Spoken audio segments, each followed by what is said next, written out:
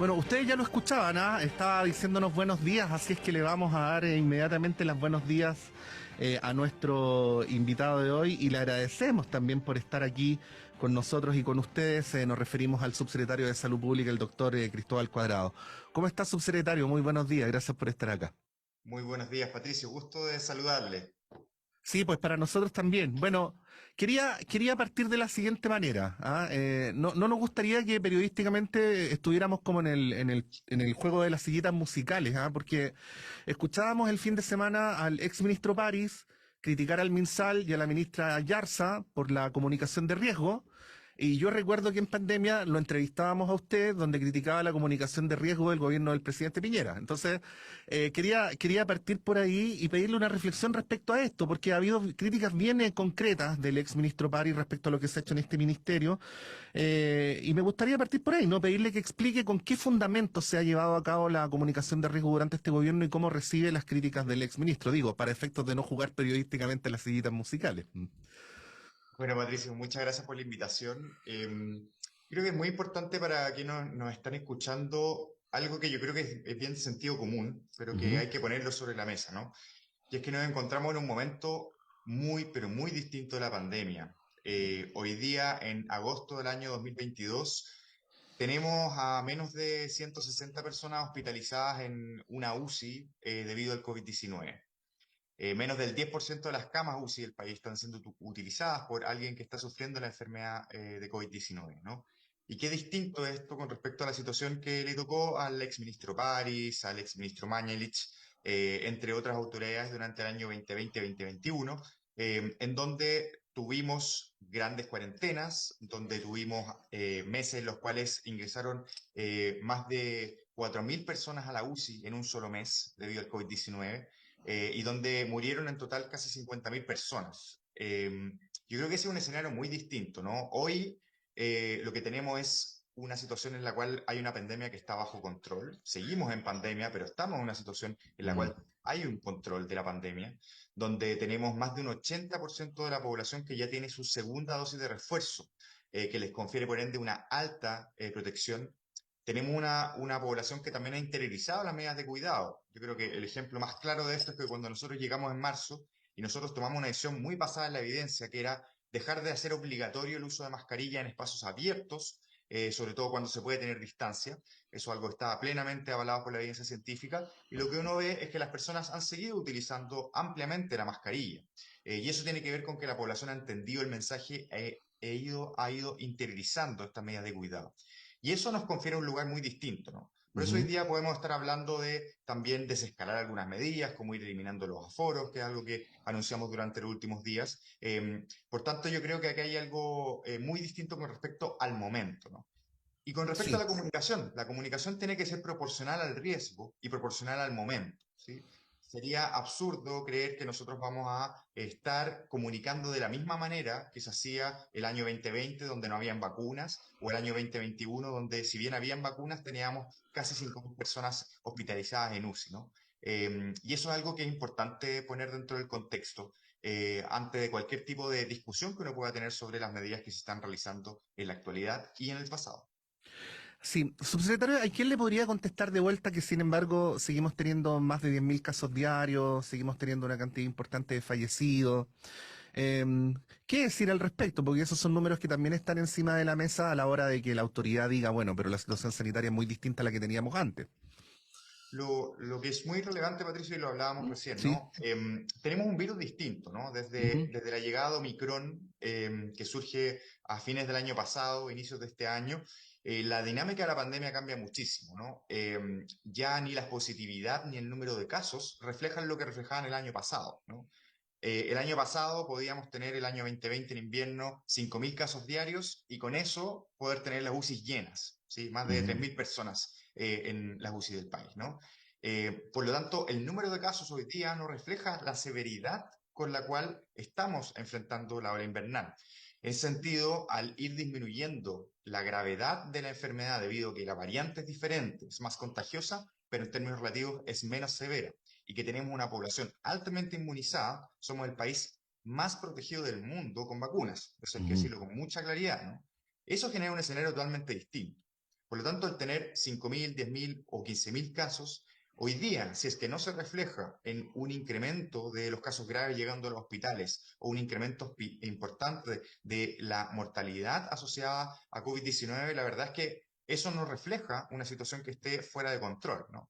Y quiero también ser muy claro, con este virus, ¿sí? Con este virus, que ya es 3 o 4 veces más contagioso que el virus original de Wuhan, lamentablemente no existe un escenario posible en el cual no tengamos COVID-19 entre nosotros, ¿sí? Ujú.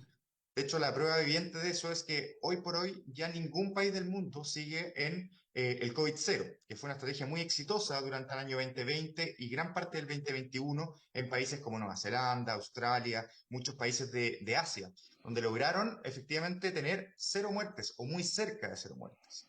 Pero este Ya. virus es tan Mm. contagioso, tan rápidamente contagioso, que ya ningún país puede seguir en una estrategia que pretenda que no haya ningún caso. Lo que sí podemos pretender es que los casos graves sean los menos posibles y que por ende podamos ir moviéndonos a una situación epidemiológica controlada que nos permita vivir nuestras vidas con seguridad.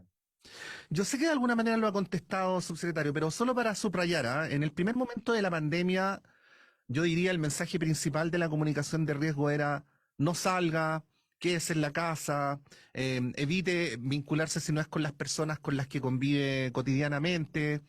En este momento sanitario, que es el que usted acaba de describir entonces, ¿cuál es el objetivo, cuál es el mensaje principal de la comunicación de riesgo? ¿Qué es lo que nosotros deberíamos entender fundamentalmente en este momento? Por cierto, esto es muy relevante, Patricio. Yo creo que lo primero que hay que entender es que estamos en un mundo donde el COVID-19 no se va a ir, ¿sí? Vamos a vivir con COVID-19 Por mucho y tiempo. probablemente por siempre, ¿no? O sea, Ujú. es muy difícil imaginar un mundo en que vaya a poder erradicarse el Mm. virus del COVID-19, al menos que aparezca alguna innovación tecnológica muy impresionante que aún no tenemos a la vista, ¿no? Y en ese escenario en el cual el COVID-19 se vuelve un virus más dentro de los múltiples con los cuales convivimos habitualmente, las medidas de cuidado general, particularmente la vacunación con una frecuencia que lo más probable es que va a ser anual, muy parecido a la influenza, que nos Ujú. permita tener una inmunidad que vaya adaptándose a los cambios del virus, donde podamos también reconocer que es muy importante ante síntomas respiratorios aislarse, el uso de mascarillas, sobre todo en espacios cerrados, la ventilación de los espacios y el lavado de manos. Estas medidas universales que ya a esta altura están tan internalizadas. Esa es la clave, ¿no? De cómo hacemos que estas medidas que estén incorporadas en nuestra vida cotidiana sean lo menos disruptivas posibles, pero que nos den ciertas capas de protección que eviten que esta enfermedad se vuelva algo tan grave como lo que vimos durante los años anteriores. Sí, y en ese contexto, subsecretario, ¿para qué la quinta dosis? Bueno, el momento actual en el cual como hemos dicho, un 80% de la población objetivo ya ha tenido su segunda dosis de refuerzo. Una primera cuestión que es súper relevante es decir que estas son vacunas que han demostrado ser muy seguras y muy eficaces, que han reducido en casi un 90% la cantidad de personas que llegan a la UCI, comparando el año anterior y este año. Y que vemos una protección que se mantiene después de los 6 meses con la segunda dosis, ¿no? Ujú. Pero tenemos ciertos grupos que sabemos que son mucho más vulnerables, grupos como adultos mayores, personas con inmunosupresión, el personal de salud, que son grupos que requieren una vacunación más focalizada y más intensiva. Sabemos también que el virus ha ido cambiando en el tiempo. Hoy día tenemos Omicron y todas sus subvariantes, BA2, BA4, BA5, que tienden a tener una mayor probabilidad de generar reinfecciones y un poco más de escape inmune que lo que tenía el virus original. Todas las vacunas que hemos utilizado hasta el momento, que han sido desarrolladas por los distintos productores en el mundo, son vacunas que su target es el virus original de Wuhan. Ahora tenemos nuevas vacunas que se están generando que incorporan dentro de la composición de la vacuna una posibilidad de generar anticuerpos específicos contra Omicron. Por lo tanto, lo que estamos viendo, y esto es lo que está haciendo todo el mundo, es ir moviéndose en que las próximas dosis de refuerzo sean dosis de refuerzo con vacunas bivalentes que combinan Omicron y el virus original de Wuhan, tal manera de Ujú. poder mantener para el próximo ciclo, ¿sí? Porque ahora ya estamos saliendo de Mm. este pic estacional invernal, que para el próximo ciclo estemos bien protegidos con la versión más actualizada posible de estas vacunas que nos han dado tantos beneficios. Sí, tenemos otros temas, subsecretario, pero para ir cerrando, probablemente es didáctico explicar que vamos a ir avanzando muy probablemente hacia una suerte de homologación entre las estrategias sanitarias respecto a virus como la influenza y estos otros como el COVID, ¿no? De que habrá que vacunarse todos cada cierto tiempo, una vez que la situación sanitaria del COVID esté más estabilizada. Bueno, en general, cómo funciona con todos los virus, ¿no? Así Mm. es, estamos moviéndonos. Uno diría que este es el momento en el cual vamos a ir gradualmente saliendo de la lógica de emergencia Ujú. sanitaria y entrando en una lógica de cuidados continuos de la salud pública y el sistema sanitario de las personas, en las cuales algunas medidas, como la recomendación de uso de mascarillas, como la vacunación, el lavado de manos y la ventilación de espacios van a ser pilares fundamentales, particularmente en los momentos en que tengamos olas más intensas, lo cual tiene cierta estacionalidad vinculada al invierno, ¿no? Y Ujú. estas medidas de protección también son bien universales y nos ayudan no solamente para el COVID-19, sino que para otros virus que transmiten por vía respiratoria. Estamos conversando a esta hora de la mañana con el subsecretario de Salud Pública, el doctor Cristóbal Cuadrado. Bueno, otro de los temas que en cierto momento generó mucha atención fue el de la viruela del mono. ¿Ah? Quería preguntarle, bueno, luego del monitoreo que se ha hecho una vez que esta viruela llegó a nuestro país, ¿cómo evalúan que ha sido su evolución, el modo en que ha ido contagiando a la población?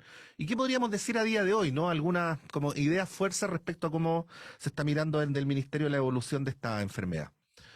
Sí, la viruela símica o viruela del mono es una enfermedad de origen viral que también ha sido clasificada por la Organización Mundial de la Salud como una emergencia de salud pública de interés internacional, lo que significa que es el nivel más alto de alerta. Se ha distribuido masivamente en países en todos los continentes y es un virus de la misma familia que el virus que causa la viruela humana, que fue erradicado hace varias décadas, en 1980. Su transmisión ocurre básicamente por el contacto estrecho piel con piel. O sea, una persona que está contagiada y que tiene lesiones en la piel, que suelen ser unas lesiones como una pústula, o sea, es como Sí. una vesícula que luego se pone blanca y que luego aparecen costras.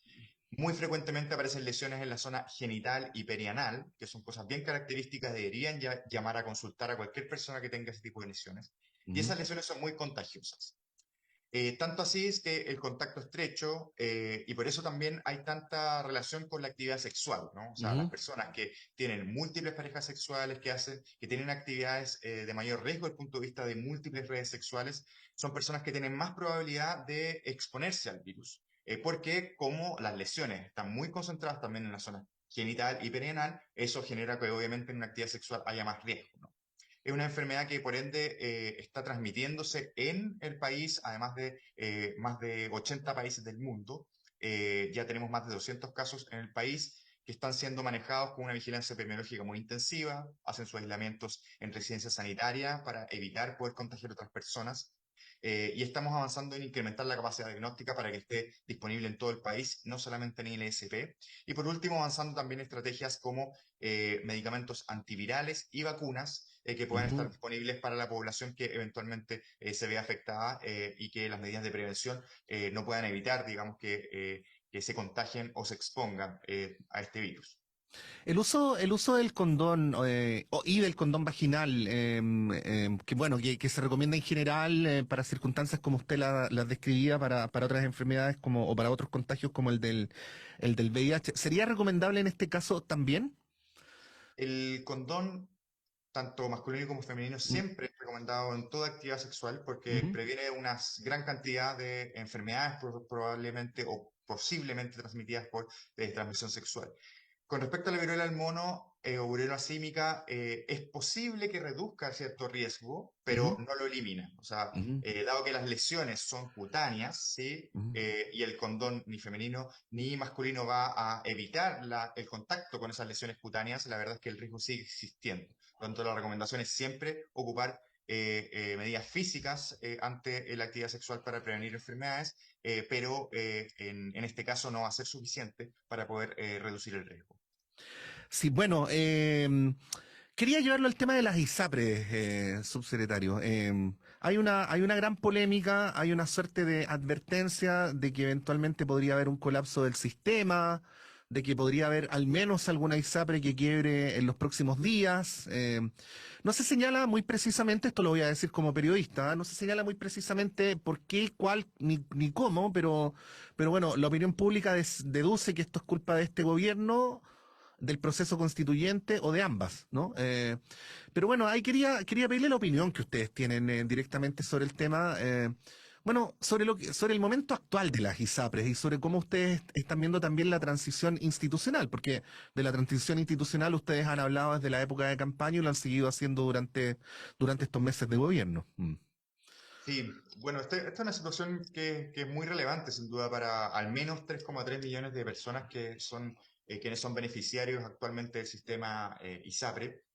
Una primera cosa que yo decir con mucha claridad es que el gobierno de Chile está comprometido para que ninguna persona se vea afectada por ninguna situación que pueda ocurrir con respecto a las ISAPRES. En ese sentido, hay dos miradas importantes, ¿no? Una es cómo vamos a ir transitando hacia un sistema universal de salud, que es parte de nuestro programa de gobierno, en el cual nosotros hemos hablado de una transición que debe ser con los actores que hoy día están dando protección a casi 3,3 millones de personas. O sea, tiene que ser planificada, dándole certezas y poniendo en el centro a las personas. O sea, nadie puede ver afectado su acceso al sistema de salud o al acceso a sus coberturas y tratamientos que ya tienen disponibles, y eso es un compromiso de gobierno.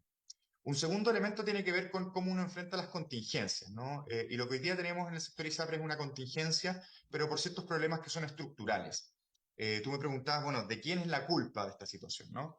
Y yo creo que aquí hay que hacer un poquito de historia, ¿no? Nosotros ya llevamos una larga historia, más de una década, desde que el Tribunal Constitucional declara inconstitucional la tabla de factores de riesgo de Mm. las ISAPRES, ¿no? El elemento, la herramienta que han utilizado históricamente las ISAPRES para poder eh, cobrar en base al riesgo de las personas, ¿no? Entonces una persona de más edad o con más enfermedades le cobra más, a una mujer le cobran más que a un hombre, ¿sí? Generando esta discriminación por riesgo y mayores costos. Eso, que es algo que no debería ocurrir, no ha podido ser resuelto. No ha podido ser resuelto por varias razones, por múltiples actores durante un largo tiempo. Y yo creo que uno de los elementos importantes durante estos últimos años es primero que el año 2020 las ISAPRES tienen las utilidades más grandes que han tenido durante todo el periodo de su creación, debido a que las personas dejaron de consultar durante la pandemia. Durante el 2021 tuvieron un primer año de pérdidas que fue importante, en un contexto en el cual no se reajustaron las alzas. Y durante este año tienen un ejercicio en el cual están teniendo pérdidas. Y esas pérdidas están muy vinculadas a los procesos de judicialización, ¿sí? Y Ujú. están muy vinculadas a precisamente a que casi un 18% de toda su cartera, o sea, todas las personas que hoy día son cotizantes de ISAPRE, están demandando a las ISAPRES porque consideran que es injusto y legítimo la forma en que las ISAPRES tratan a sus beneficiarios, ¿no? Y esto Ujú. llega, yo diría, a un punto culmine la semana pasada, ¿no? Que no tiene que ver precisamente ni con el proceso constituyente, ni tampoco con el gobierno.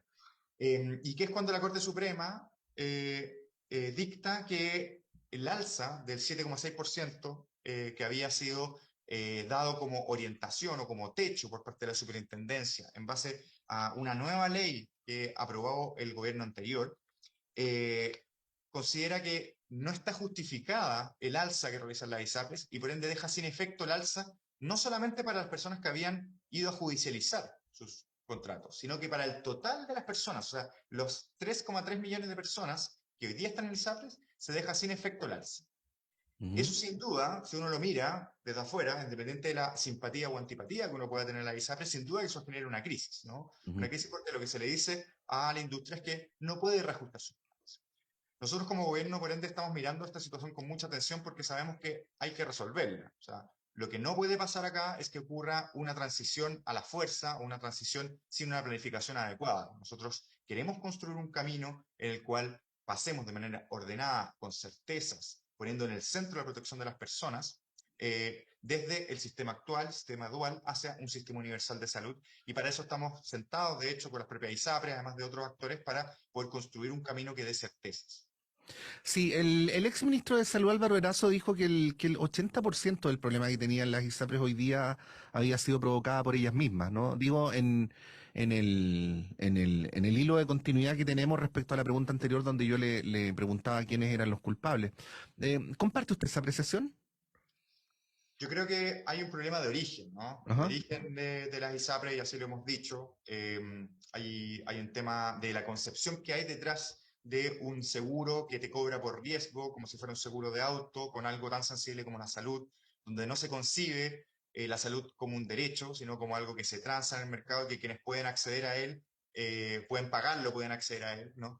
Yo creo que esa forma de entender la salud, que está inmersa en la forma en que se organizan las ISAPRES, fue cayendo gradualmente y progresivamente en un cuestionamiento, ¿no? Y lo que uno ve es que la población cuestiona las ISAPRES, judicializa las alzas, por lo tanto este es un sistema que no es sustentable, así como está, ¿no? Ujú. Y yo creo que los actores de la industria lo entienden muy bien de que este modelo que teníamos de seguros privados, que ocupaban las cotizaciones obligatorias de las personas, en que expulsaban a las personas cuando tenían más riesgo de enfermar, donde se quedaban con una cartera de personas jóvenes, pero las personas de más enfermedad y mayores terminaban siendo cubiertas por el FONASA, es un modelo que no es sustentable desde el punto de vista social, económico ni tampoco jurídico. Y eso es lo que tenemos que resolver actualmente. Sí, para finalizar, subsecretario, hay un discurso que es legítimo, yo simplemente lo traigo acá, que señala que al final del día los principales perjudicados no van a ser las ISAPRES, sino los afiliados a las ISAPRES, no estas millones de personas que voy a citar palabras textuales que se han dicho en los últimos días, que van a quedar en el, comillas, desamparo, comillas, abandono, ¿no? Y que por lo tanto, al fin y al cabo, lo que se estaría haciendo tendría por principal perjudicados a estas personas que entre paréntesis, no son pocas, ¿no? Son muchas. ¿Qué decir frente a ese argumento? Porque obviamente ahí de lo que se trata es de generar una corriente de opinión de los supuestos amenazados favorable a la defensa de las ISAPRES. Sí, yo creo que hay que ser muy claro en esto, Patricio. Nadie va a quedar desamparado, ¿no? Hoy día nosotros tenemos mecanismos por los cuales nosotros podemos darle certeza a los actuales afiliados a las ISAPRES. La primera es que estamos trabajando muy activamente para poder resolver los problemas agudos que hay en el sector, para poder que estén sanos durante el periodo de transición. O sea, nuestro interés como gobierno es asegurar que haya una transición ordenada y que dé garantías. Parte de esas garantías es que las personas que hoy día tienen ciertas coberturas en el sector ISAPRE las van a mantener en el nuevo sistema. ¿Sí? O sea, es una cuestión que nosotros hemos dicho y la voy a refrendar aquí, ¿no? Ujú. La segunda es que en caso de que efectivamente una ISAPRE muestre un deterioro de sus indicadores financieros, que hoy día, según todos los indicadores que mira la superintendencia, no ha ocurrido, existen mecanismos que nos da la ley para poder que la superintendencia tome bajo su administración elementos que puedan ser riesgosos de parte de las ISAPRES. Así ocurrió con al menos dos ISAPRES que quebraron durante las últimas décadas, y esos beneficiarios fueron protegidos y administrados por parte del Estado a través de su Superintendencia de Salud y posteriormente por otros ISAPRES del sistema, ¿no? Por lo tanto, existen mecanismos hoy vigentes y existen acciones concretas por parte del gobierno para darle tranquilidad a esas personas que van a poder seguir yendo a atenderse si es que lo necesitan, tanto en lo más inmediato, o sea, las próximas semanas y meses, como también en el largo plazo en un nuevo sistema de salud de tipo universal. Hemos conversado esta mañana con el subsecretario de Salud Pública, el doctor Cristóbal Cuadrado. Subsecretario, muchas gracias por esta conversación de día lunes, muchas gracias por su amabilidad de siempre, además con nuestros auditores y auditoras, y que tenga una buena semana. Muchas gracias, que tengan una buena semana. Un gusto compartir con ustedes, Patricio, y saludos a todos nuestros auditores. Gracias, subsecretario. Bueno, ahí está, el doctor Cristóbal Cuadrado. Hicimos un viaje sobre los temas sanitarios, el COVID, los aforos, la viruela del mono, las ISAPRES, en fin. Seguramente algún tema se nos quedó en el tintero, pero creo que hemos aludido a lo fundamental en lo que tiene que ver con el debate más intenso sobre las políticas de salud en el momento que estamos viviendo. Son las 8:33, vamos a hacer un breve alto y a la vuelta ya tenemos el panel para analizar esta política chilena tan intensa a apenas días del plebiscito del próximo 4 de septiembre.